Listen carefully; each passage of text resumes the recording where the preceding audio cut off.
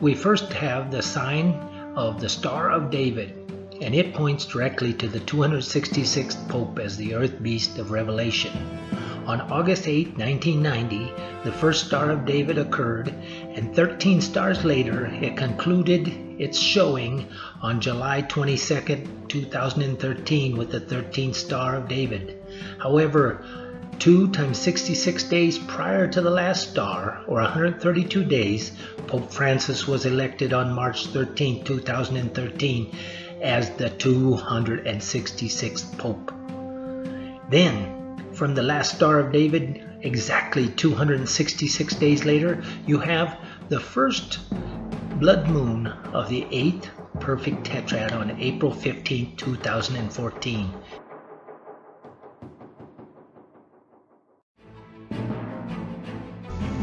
When we are successful, and we will be, we have a real chance at this new world order, an order in which a credible United Nations can use its peacekeeping role to fulfill the promise and vision of the UN's founders.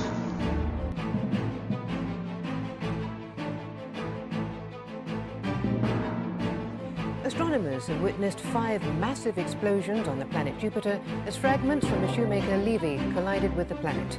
Larger explosions are expected later this week. They called it the biggest explosion in the solar system for hundreds of years. Half an hour after the first comet fragment went in, the impact was still visible. The cloud of debris spread out for thousands of miles and was over 1,000 miles high. The astronomers were jubilant. We're going to see things and we're going to learn a lot. That's the good news tonight.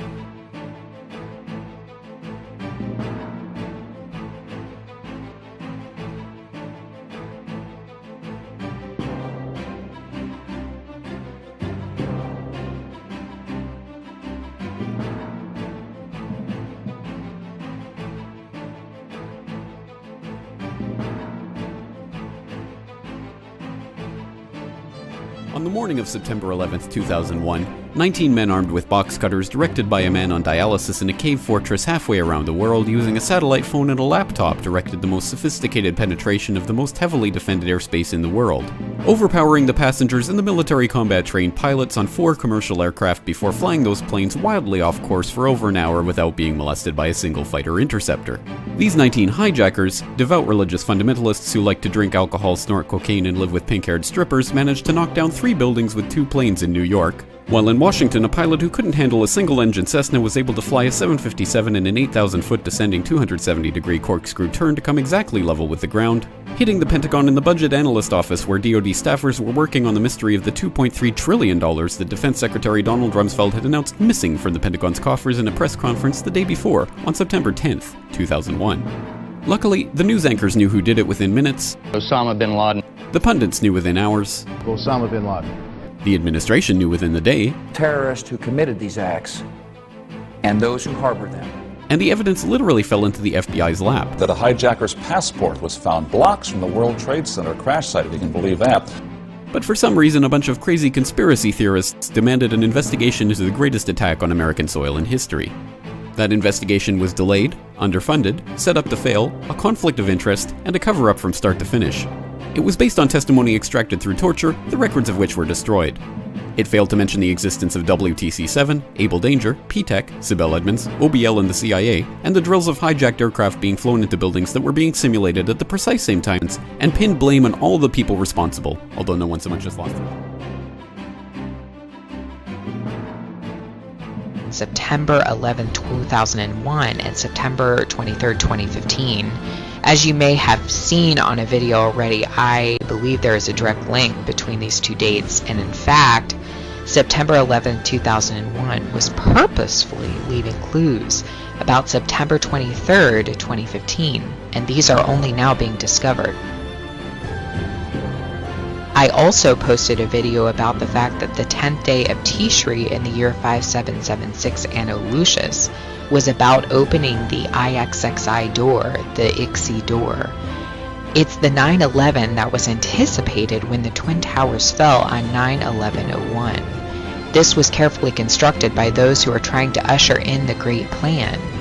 And the Bride of Christ is the only reason this plan cannot be literally fully realized.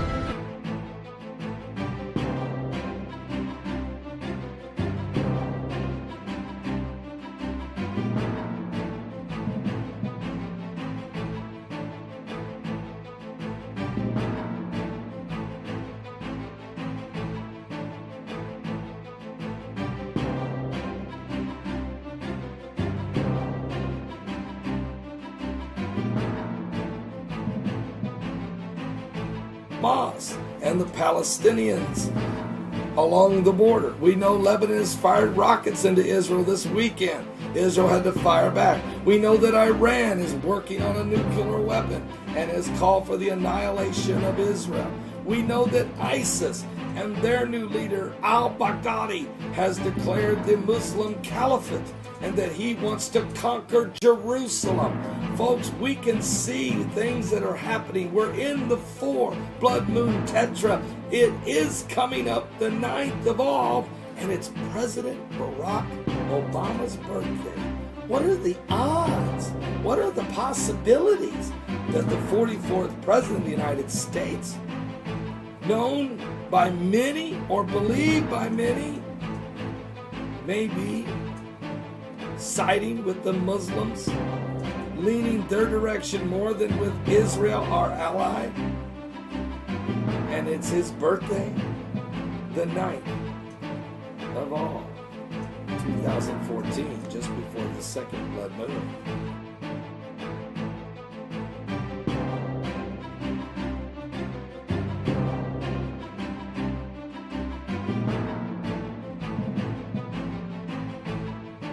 The final Star of David occurred on July 22, 2013, and exactly 266 days later, as we've already pointed out, on April 15, 2014, we have our first blood moon of the 8th Tetrad. And then, from that first blood moon, we go exactly 266 days later, and we have the perfect middle of that 8th Tetrad. Then we go from the perfect middle on January 5th, 2015, another 266 days, and we get the final blood moon on September 28th, 2015. Then we go back to the beginning of January 1st, 2015, and we go 266 days to September 23rd, the first day the Pope shows up in America on the Day of Atonement, another 266.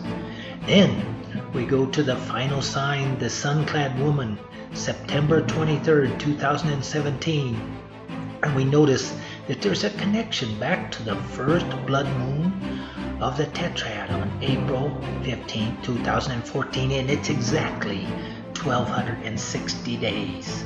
Wow, the same number of days that the woman goes in hiding, and the same number of days the beast is allowed to blaspheme.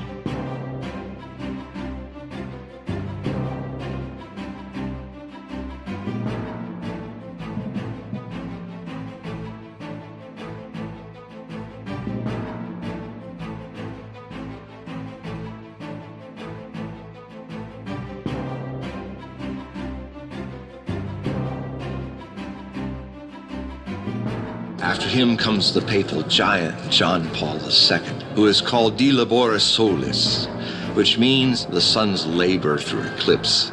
He was born in 1920 on a total eclipse. Then when he died, he was actually buried during a solar eclipse as well. Obviously, people can't manipulate eclipses, so apparently Malachi really did see a vision of the future, and you would have to be divinely inspired, I would say, for it to match that accurately. That seems to be a little more than coincidence. Malachi's prophetic precision continues with the current Pope, Benedict XVI. Number 111, the final numbered motto, and that is De Gloria Olivae, the glory of the olive, or from the glory of the olive. There is a group of Benedictines called the Olivetans. Their symbol is the olive branch. The glory of the olive would be the highest ranking among them, and there he is. We thought, Malachi's correct again, and now there's only one more pope in the line. We are very close to the end of this prophecy.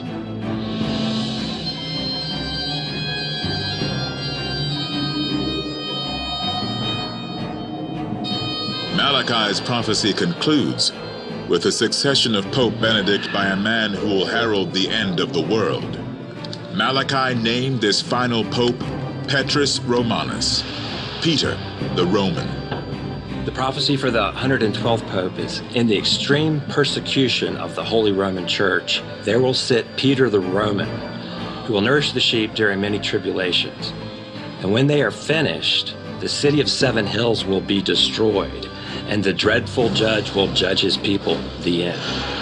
Now that's quite an ending, and it seems to intersect with biblical prophecy. The Malachi prophecy matches the book of Revelation in chapter 17 with the city of 7 hills being judged. That being the case, it seems to me that it's predicting the events of the book of Revelation. Now, if that's true, then during the next Pope's reign, we will see the tribulation period predicted by the Bible.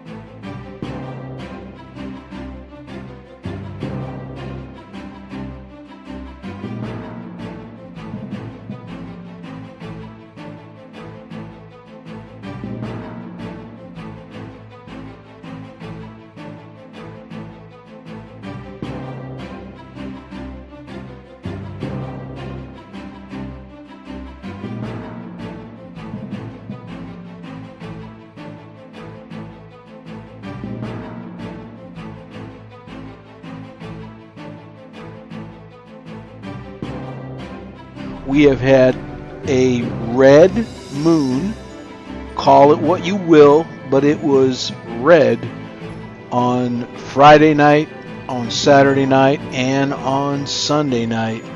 All 3 nights we have witnessed a very red moon.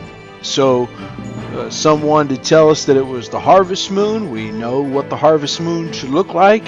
The color that we're seeing is not yellow.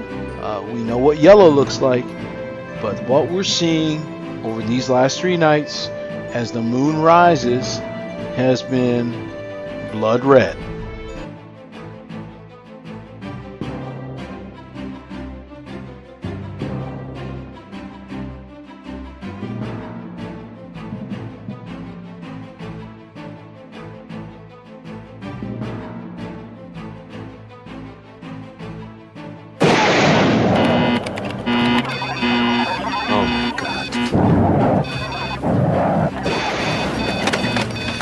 Mr. President, we have a national emergency. A nuclear weapon atop a ballistic missile has been launched from a freighter off the coast of the United States. The weapon is not designed to kill Americans, at least not directly and right away. Instead, it is meant to unleash EMP, an electromagnetic pulse that destroys electronic devices and power grids. As it detonates 300 miles above the United States, the single explosion unleashes electronic waves 1,000,000 times more powerful than any radio signal on Earth. In the United States, nearly all computers fail. Telecommunications end. Transportation comes to a halt. The stock market's crippled. Bank accounts disappear. Federal officials warn EMP could paralyze America, instantly returning our country to a pre-industrial age. And they say we are utterly unprepared for it. EMP. It's a terrorist dream. An American nightmare. Whether you believe it or not, we believe we can show that there is a countdown to the world's financial collapse and the world takeover and the return of Jesus.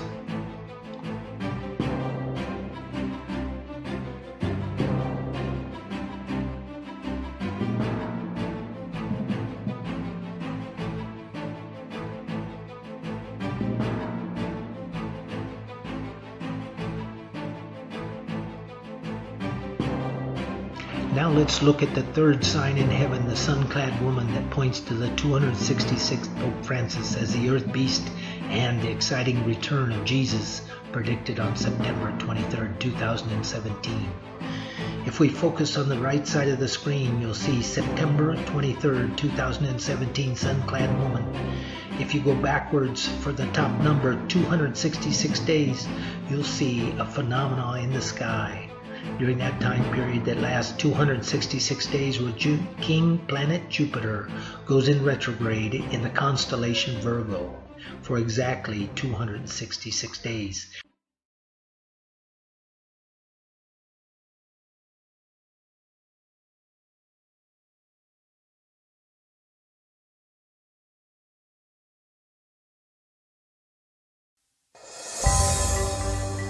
Suppose indeed we want to go through the Orion Nebula and go to the throne of God. Here we go. As we are leaving the earth here, and of course we'll pass the earth. We see the sun there to our right, now approaching the sun, and you can see the Orion Nebula there past the sun. As we pass the sun, we're probably going over 100 times the speed of light. And approaching Orion, the individual stars will be passing at different times because they're at different distances from the earth. But it's actually in the sword of Orion. The middle star of the sword of Orion is the Orion Nebula. We're approaching it here. Coming closer, coming closer. The Orion Nebula is 1,500 light years from the earth. That cavern is actually 100 light years wide. You go into the center of that cavern. We're circling around the trapezium cluster here. This is actually something you can see with a home telescope if you're interested in looking at it. You won't see the nebulosity, but you will see the trapezium.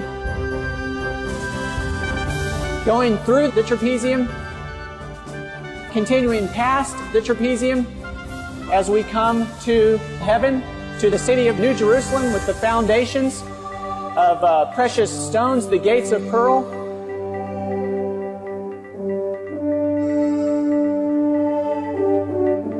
Approaching now to the temple in the New Jerusalem.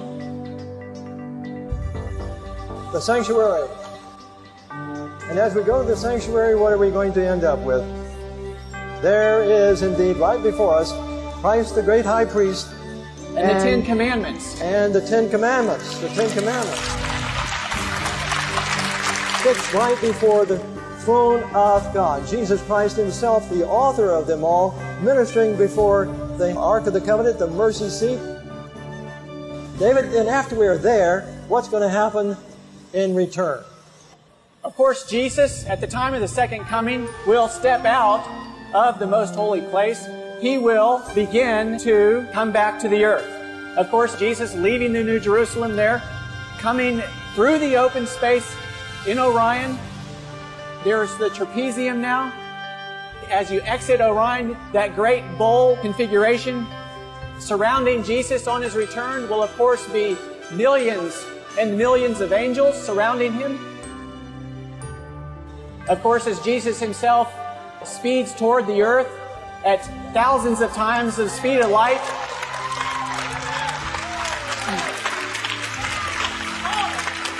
he will have to slow down as he approaches the earth.